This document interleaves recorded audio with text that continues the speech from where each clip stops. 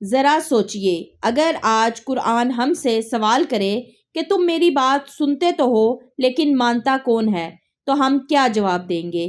آج کی یہ کہانی ایک ایسے شخص کی ہے جس نے قرآن کو صرف محفل کی آواز نہیں بلکہ زندگی کا قانون بنانے کی کوشش کی، جو جب بولتا تھا تو لوگ یا تو خاموش ہو جاتے تھے یا پھر بے چین ہو جاتے تھے۔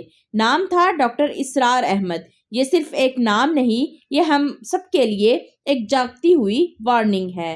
ڈاکٹر اسرار احمد کی پیدائش 26 اپریل 1932 کو انڈیا میں ہوئی۔ ان کا تعلق ایک تعلیم یافتہ اور دینی مزاج رکھنے والے خاندان سے تھا۔ 1947 کے بعد ہجرت کر کے ان کا خاندان پاکستان آ گیا۔ ہجرت کے اس درد اور مصیبت نے ان کے دل میں امت مسلمہ کے حالات پر گہرا اثر چھوڑا۔ ڈاکٹر اسرار بچپن سے ہی سوچنے اور غور کرنے والے تھے۔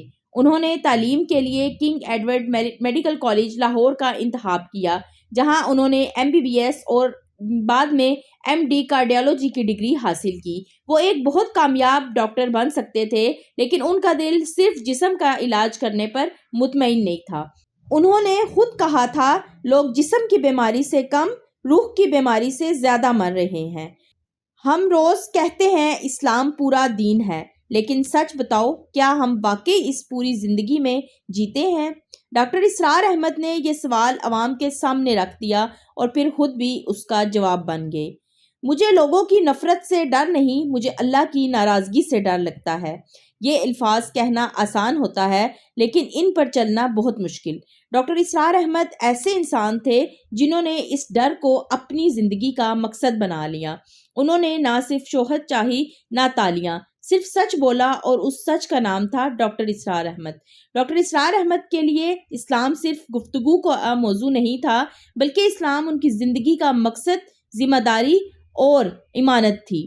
وہ کہتے تھے، اگر قرآن میری زندگی تبدیل نہیں کر رہا تو میں خود کو دھوکہ دے رہا ہوں، اور شاید اس لیے ان کی بات سیدھی دل پر لگتی تھی۔ اس دور نے ڈاکٹر اسرار کے اندر ایک سوال پیدا کر دیا کہ مسلمان اتنا کمزور کیوں ہے جب اس کے پاس قرآن جیسی قوت ہے۔ وہ کہتے تھے، میں نے اسلام کو کتابوں میں جیتے دیکھا مگر مسلمان کو زندگی میں ہارتے دیکھا۔ ڈاکٹر اسرار چاہتے تو ایک کامیاب کارڈیالوجسٹ بن سکتے تھے، لیکن ان کا دل کہیں اور تھا۔ انہوں نے خود کہا، لوگ کہتے تھے ڈاکٹر بن کر لوگوں کا دل بچاؤ، میں نے سوچا پہلے ان کا ضمیر بچاتا ہوں۔ یہاں انہوں نے فیصلہ کیا، میں قرآن کو آواز دوں گا، بھلے میری آواز ناپسند کی جائے۔ لوگ کہتے تھے ڈاکٹر اسرار سخت ہیں، لیکن اصل میں وہ سچ کے ساتھ وفادار تھے۔ وہ کہتے تھے، قرآن دل کو نہ لگے تو سمجھ لو ہم نے صرف اسے پڑھا۔ ان کا انداز لوگوں کو رلاتا بھی تھا اور جگاتا بھی تھا۔ 1975 میں انہوں نے تنظیم اسلامی کا آغاز کیا۔ اس سفر میں ساتھ کم تھے، راستے مشکل تھے اور تنقید بہت تھی، لیکن وہ کہتے تھے، حق کا راستہ اکثر اکیلا ہوتا ہے مگر منزل اللہ کے قریب ہوتی ہے۔ ان پر الزام لگے، فتوے لگے، لوگ دور ہوتے گئے، مگر ڈاکٹر اسرار نے کبھی قرآن کا لہجہ نیچا نہیں کیا۔ ان کا جملہ یاد رکھنا، میں لوگوں کو خوش کرنے کے لیے نہیں، اللہ کو راضی کرنے کے لیے بولتا ہوں۔ یہیں سے ان کی بات صرف آواز نہیں، امانت بن گئی۔ جب بیماری نے انہیں کمزور کر دیا، جب آواز چھوڑنے لگی، تو انہوں نے کہا، اب میری زندگی کم ہے مگر قرآن کا کام بہت زیادہ ہے۔ وہ 14 اپریل 2010 کو اللہ کے سامنے حاضر ہو گئے۔ آج سوال یہ نہیں کہ ڈاکٹر اسرار احمد کون تھے، سوال یہ ہے، کیا ہم قرآن کو واقعی اپنی زندگی کا فیصلہ ساز بنا رہے ہیں؟ ان کا پیغام آج بھی زندہ ہے۔ قرآن سے رشتہ صرف تلاوت کا نہیں، اطاعت کا ہونا چاہیے۔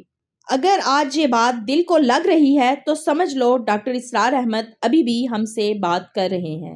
ہم نے ڈاکٹر اسرار احمد کی کہانی سنی، لیکن اصل سوال یہ ہے، کیا ہم نے اپنی کہانی بھی سوچی؟ وہ شخص چلا گیا، لیکن قرآن آج بھی ہم سے پوچھ رہا ہے، کیا تم میری بات سنتے ہو یا میری بات پر چلتے بھی ہو؟ اگر آج یہ الفاظ دل کو لگ گئے تو سمجھ لو یہ صرف ویڈیو نہیں بلکہ یہ اللہ کی طرف سے ایک یاد دہانی ہے۔ اگر آج ہم نے قرآن سے اپنا رشتہ مضبوط کر لیا تو شاید کل اللہ ہم سے راضی ہو جائے۔